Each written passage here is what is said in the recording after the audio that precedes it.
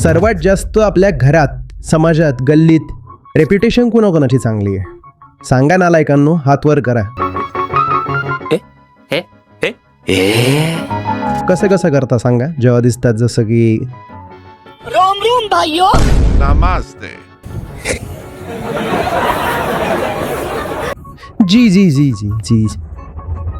अच्छा, प्रामाणिकपणे सांगा, किती जणांच्या आयुष्यात असं आहे की प्रेम भलेही नका देऊ पण अपमान करू नका? प्रेम मिळो ना मिळो, इज्जत मिळाली पाहिजे. छी, प्रेम तर अपमानासोबतच मिळेल. कारण प्रेम म्हणजे अहंकाराचं कमी होणं. अहंकारच इज्जत करतो. तर प्रेम तर आयुष्यात जेव्हा कधी येईल अपमानाशिवाय येऊच शकत नाही. ज्यांना इज्जत प्यारी आहे त्यांना प्रेमही मिळणार. तुम्ही जा तिथं स्पेस स्टेशनमध्ये राहा, ते सर्वात उंच आहे. आयुष्यातील वळणांना आणि बदलांना घाबरायचं नाहीये.